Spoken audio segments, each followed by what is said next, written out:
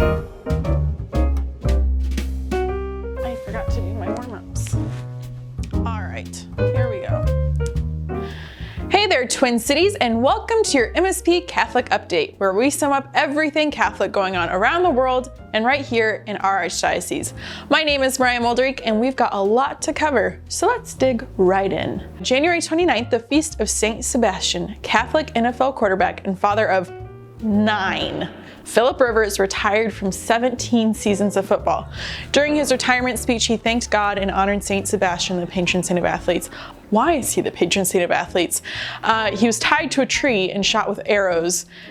He was a Roman imperial bodyguard. So he was basically like a Roman Chad. Yeah, absolutely. Okay, like super buff. It was the artistic expression of like his youthfulness and his athleticism, and I don't know, that supernatural endurance, that ability to be shot with arrows and still survive, that made him a really popular saint among soldiers and athletes. He didn't actually die that way. He survived and then was killed again, or killed for real that time, the second time. They made sure. Old people rejoice. I don't know why I say that, because this is for young people. So if you're an old person watching this, that's cool. Rejoice. Pope Francis has announced the establishment of an international day to honor grandparents and the elderly. This year it's going to take place on July 25th. He said, "Grandparents are often forgotten, and we forget this wealth of preserving and passing on the roots. For this reason, I've decided to establish the World Day of Grandparents and the Elderly." When was the last time you talked to your grandparents? If they're hip, shoot them a text or Marco Polo them and tell them you love them. Otherwise, give them a call. Do it now. Or if you really want to knock their socks off, show up on their front doorstep and actually see them in person if, you know, that's cool and stuff. Anyways, local news. This year, the March for Life went virtual for obvious reasons, and Archbishop Hebda hosted a prayer service for life at the cathedral on January 22nd. Pro-life advocates are on the right side of this battle because it's the Lord's battle, he said, and we can trust that victory will be his. They're not an inconvenience, they're not a simple mass of cells. They are children loved by Jesus. He continued by saying there's no other work in the world or church that is more important than defending life. You know, we try to end these little stories with jokes, but this one, no joke. No joke at all. Enough talking about what has happened, let's talk about what's going to happen. Tuesday, today, February 2nd at 7 p.m., St. John the Baptist Young Adults are hosting virtual pints with priests. Father Ben Little and Father Michael Barsness, shout out to Father Michael, I used to work with him, he's a cool dude, will be there for a drink and a great conversation, so make sure you've got a drink in hand, on hand, either way you want to say it. In your belly.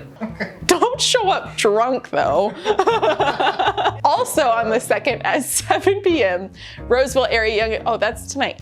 Roseville Area Young Adults are hosting their monthly Holy Hour at St. Rose of Lima. You could even call it a happy hour, because you're with Jesus, get it?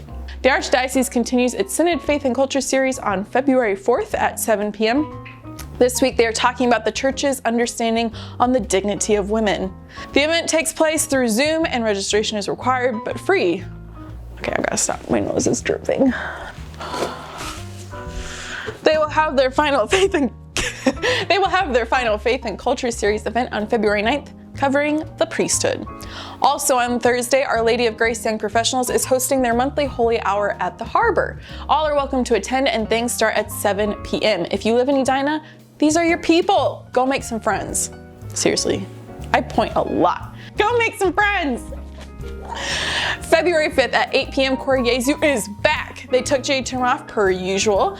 While it's still hosted virtually from the St. Paul Seminary, Archbishop Hebda will be presiding. Join for adoration, music, and prayer.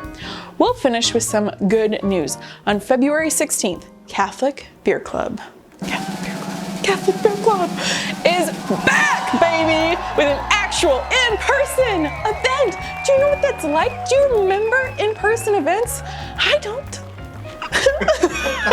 I don't remember, and I probably still won't because I have a child.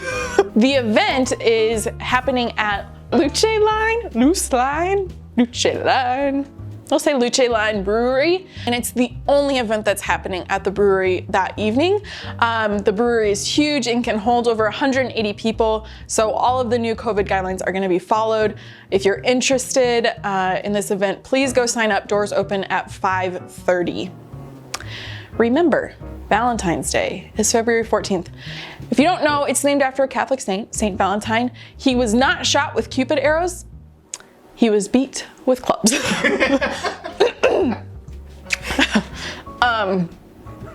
I don't know what to say.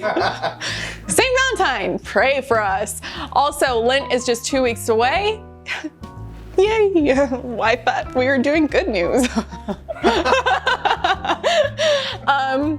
That's great news. You know, Lent's awesome. That's it for our MSP Catholic update.